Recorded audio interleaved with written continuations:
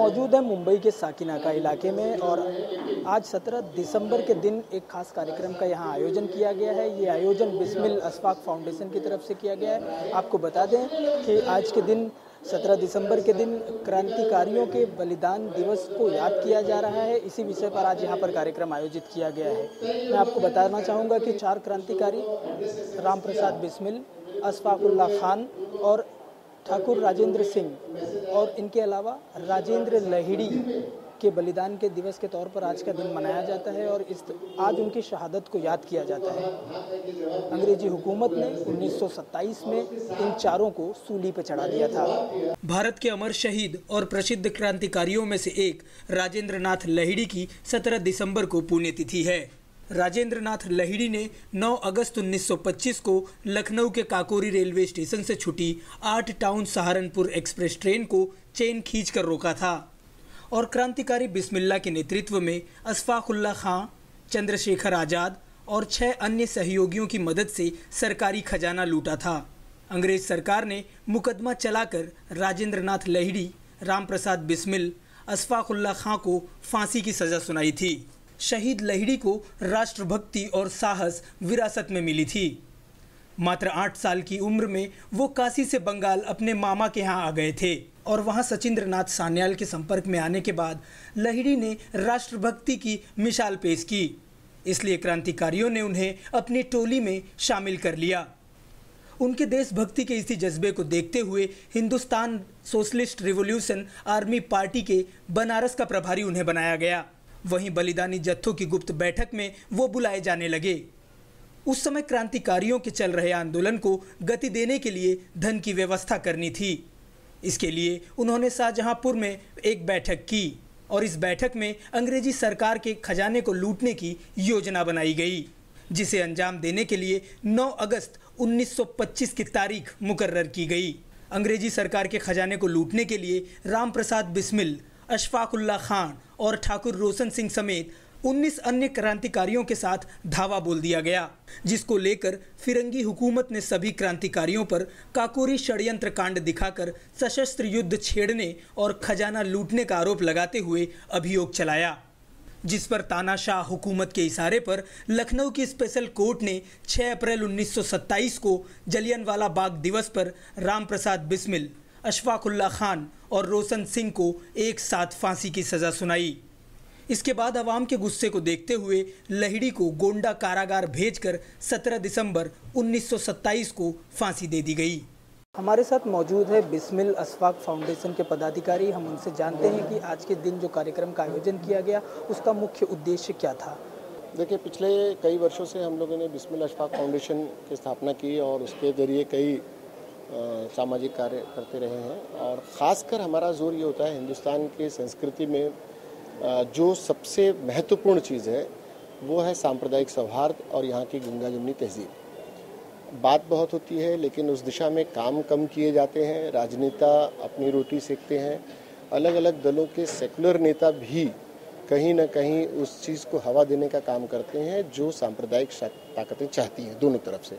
ऐसे में एक NGO की ज़रूरत पड़ी थी और हम लोगों को ये लगा कि इस देश में पंडित राम प्रसाद बिस्मिल और शहीद अशफाकुल्लाह खान से बड़ा नाम भाईचारगी के लिए, दोस्ती के लिए, हिंदुस्तान के बलिदान के लिए, इन 2 नामों से बड़ा नाम मिल ही नहीं सकता, जिनके विश्वास की, जिनके एकता के, जिनके एक दूसरे के प्रति जो समर्पण था उसका कोई सानी हिंदुस्तान में नहीं मिलेगा।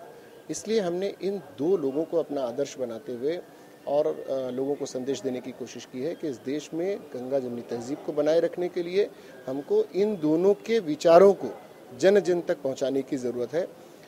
इन 2 विचारों को अगर हमने समझ लिया, इनके क्रांतिकारी विचारों को समझ लिया, इनके आपसी विश्वास को अगर हमने समझ लिया तो ये देश जो सचमुच इसकी संस्कृति है, इसकी धरोहर है, उसे हम बनाए रखने में कामयाब हो पाएंगे। अन्यथा अगर हम राजनेताओं के चक्कर में जाएंगे, किसी राजनीतिक पार्टी की बात नहीं है, ये तमाम राजनेताओं पर भी लागू होता है, उनमें अच्छे लोग भी हैं, पर इस दिशा में कहीं ना कहीं उनमें बंदिशें आती हैं।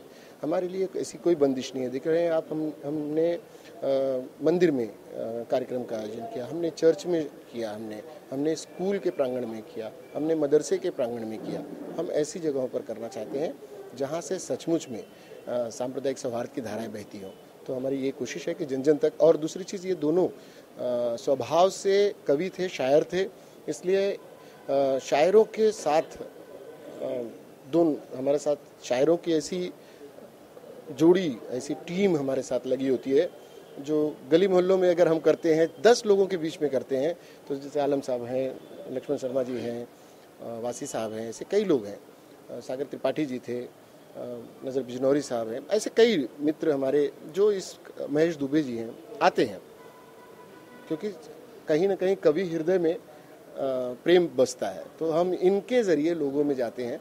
ये कोई आलमी मुशायरा और इस तरह की चीज़ें हम नहीं करते, हम बस एक संदेश लेकर जा रहे हैं और बिस्मिल अशफाक के संदेश को जन जन तक पहुंचाने का हमारा प्रयास है। तो जैसा कि आपने सुना अभी कि किस तरह से आपसी सौहार्द को लेकर ये कार्यक्रम आयोजन किया गया है। आज़ादी के पहले की जिस तरह की भावनाएं हुआ करती थी, उस भावनाओं को एक बार मैं आपको याद दिलाऊंगा कि हिंदू मुस्लिम इस तरह की धार्मिक भावनाओं से ऊपर उठकर लोग देश के लिए लड़ते थे, लेकिन आज वो प्रासंगिकता खत्म होती नजर आ रही है।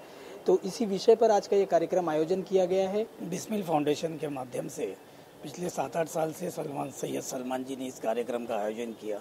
हमारे आज़ादी के पहले हिंदू और मुस्लिम ये दो थे ही नहीं, ये दोनों एक थे, लेकिन आज़ादी के बाद आज के ज़माने में ये दो अलग हो गए। तो ये जो अलग, बीच में रोकना चाहूँगा आपको, अगर आप ये कहते हैं कि दो अलग हो गए, तो इसका मूल कारण क्या है कि ये अलग कैसे हुए? राजनेताओं ने अपनी रोटी सेकने के लिए एक दूसरे को बांटने का काम, से अलग अलग भावनाओं में बांटकर उनको बांटने का काम राजनेताओं ने किया। उसके परे हटकर ये प्रयास है बिस्मिल फाउंडेशन का कि आज भी वही माहौल, जैसे पंडित राम प्रसाद है तो उनके आगे बिस्मिल लगता है। हमारे साथ मौजूद हैं सामाजिक कार्यकर्ता और पत्रकार और अब इस फाउंडेशन के पदाधिकारी भी हैं, वो अनिल गलगली साहब, उनसे भी बात करते हैं कि वो इस कार्यक्रम को लेकर किस तरह से अपनी प्रतिक्रिया देते हैं। निश्चित तौर पर कि आज जो गंगा जमनी जो तहजीब है और जो सांप्रदायिकता जो बड़े पैमाने पर आज पूरे देश में उफान पर है, तो निश्चित तौर पर ऐसे कार्यक्रमों से कहीं ना कहीं तो एक संदेश देने की कोशिश हो रही है। जब 90 साल पहले जब इन चारों ने अपना बलिदान दिया, तब राजेंद्र जी ने भी यही कहा था कि मैं फांसी पर जा रहा हूँ, लेकिन मैं स्वतंत्र भारत के पुनर्जन्म के लिए मैं फिर एक बार जीवित होऊंगा। तो निश्चित तौर पर इनकी जो बातें थी और जो प्रेरणा थी, उसे लेकर चलने के लिए इस कार्यक्रम का आयोजन किया गया। मैं आपको बीच में रोकना चाहूँगा, उन्होंने कहा था कि मैं पुनर्जन्म के लिए जा रहा हूँ, फांसी पे चढ़ गए वो उसके बाद, लेकिन आपको लगता है कि क्या उनका पुनर्जन्म हुआ? निश्चित तौर पर, क्योंकि आज भी जिस तरह से पूरे देश में अलग अलग जो माहौल चल रहा है, चाहे भाषा के नाम पर, जाति के नाम पर, अन्य अलग अलग कारणों से, लेकिन आज भी भारत एक ऐसा देश है जहाँ पर हम सभी धर्म के, सभी जाति के, सभी पंथ के लोग एकत्र रहकर कोई अच्छी कार्यक्रम हो या कोई पहल करने के लिए एकत्र आते हैं। मगर अगर हम अन्य देशों की बात करें तो वहाँ पर एक कट्टरता है। तो निश्चित तौर पर उन्होंने जो बात कही थी उसके अगर हम लोग परिप्रेक्ष्य में जाते हैं तो निश्चित तौर पर आज जो मुंबई हो चाहे अन्य जो शहरों में जिस तरह से कार्यक्रम होते हैं या जो अलग अलग मौके पर जो लोग इकट्ठा आते हैं, तो निश्चित तौर पर ये उन्हीं की ही जैसे लोगों की प्रेरणा है जो आज भी हम इकट्ठा हैं।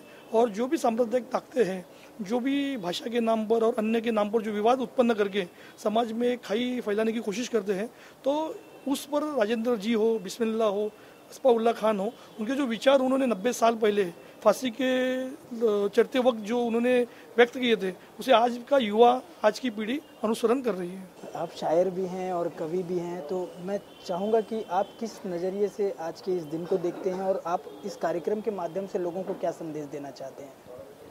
देखिए, एक जुमला बहुत फेमस है। अक्सर ये कहा जाता है कि हिंदुस्तान का जो मुसलमान है वो मजलूम है, उसके साथ बहुत अत्याचार हो रहा है। हिंदुओं को कहा जाता है कि उन्होंने आपको धोखा दे दिया, उनको कहा जाता है कि उन्होंने आपको धोखा दे दिया। मैं आपको एक चीज़ बताना चाहता हूँ कि जो यकीन पंडित राम प्रसाद बिस्मिल और अशफाकुल्लाह खान के साथ था, उनके बीच में था, वही विश्वास, वही यकीन आज यहाँ हर हिंदुस्तानी और हर मुसलमान के बीच में है। ये सिर्फ बातें फैलाने की हैं। यहाँ जो एकता है, आप ये देखिए कि प्रोग्राम मंदिर में है, सलमान भाई ने मुझे बुलाया है, यहाँ पे और भी लोग हैं। यहाँ कोई भी ऐसी बात नहीं है। यहाँ का हिंदू और मुसलमान आज भी वैसे ही रहते हैं जैसे कभी अशफाकुल्लाह खान और पंडित राम प्रसाद बिस्मिल रहा करते थे। मेरी बस एक ख्वाहिश है, एक शायर होने के नाते, कि उनके बीच में जो यकीनी धागा था वो आज भी है और वो बरकरार रहे। तो आपने देखा कि किस तरह से आपसी सौहार्द को बढ़ावा देने के लिए इस तरह के कार्यक्रम का आयोजन किया गया और ये उम्मीद जताई जा रही है कि इस तरह के कार्यक्रम से आपसी सौहार्द बढ़ेगा। मैं आपको बता दूं कि क्रांतिकारियों का बहुत ही अहम योगदान रहा है भारत की स्वतंत्रता में। उनकी शहादत को आज भी याद किया जाता है और ये भी मैं उम्मीद जताना चाहूँगा कि उनकी शहादत को रहती दुनिया तक याद किया जाएगा। कैमरामैन देवानंद सिंह के साथ अनिल सिंह, N24 न्यूज़, मुंबई।